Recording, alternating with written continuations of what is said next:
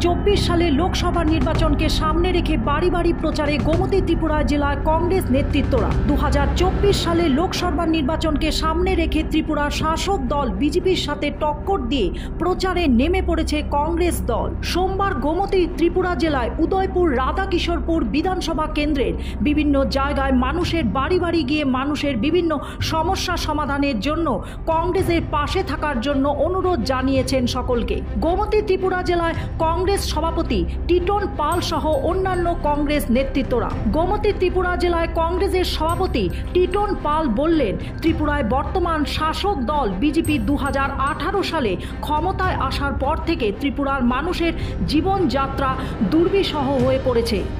বেকার যুবকদের চাকরি নেই, বিভিন্ন জিনিসপত্রের দাম দিন দিন বেড়ে চলছে। এই সমস্যা সমাধানে সরকার নীরব। প্রশাসনিকভাবে জিনিসপত্রের দাম কমানোর জন্য কোনো উদ্যোগ নেওয়া হচ্ছে না সরকারের তরফ থেকে। ত্রিপুরার সবকটি বিদ্যালয়গুলোতে শিক্ষক নেই, শিক্ষকের পদ খালি পড়ে রয়েছে, অথচ শিক্ষক নিয়োগ হচ্ছে না।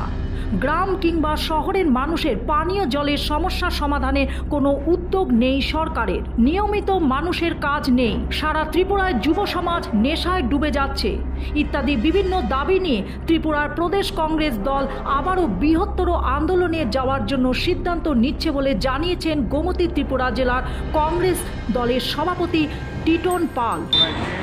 18 সাল থেকে ভারতীয় জনতা পার্টির সরকার, এই সরকারের শাসনে মানুষের জনজীবন বিপর্যস্ত, মানুষের কথা বলার অধিকার নেই। প্রত্যেক জায়গায় ভারতীয় জনতা পার্টির দুর্বৃত্তপরায়ণ চলছে। তার বিরুদ্ধে ত্রিপুরা প্রদেশ কংগ্রেস কমিটির তরফ থেকে 17 দফা দাবি নিয়ে আমরা মানুষের বাড়ি বাড়ি আমরা যাচ্ছি। সারা রাজ্যে একদিকে সেখানে কর্মসূচি আমাদের চলছে।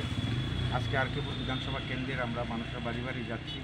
আমরা মানুষের হাতে আমাদের এই দাবি সঙ্গে সেখানে তুলে দিয়ে আমরা মানুষের কাছে আবেদন করছি আমাদের নৈতিকভাবে সমর্থন দেওয়ার জন্য। মানুষের বাড়ি বাড়ি যাচ্ছি, ব্যাপক সারা পাচ্ছি। মানুষ আমাদের দাবির প্রতি সহমত পোষণ করেছেন। আগামী দিন এই দাবির সমর্থনে আমরা ত্রিপুরার যে একটা বিশাল জনমত গঠন করে এই সরকারের বিরুদ্ধে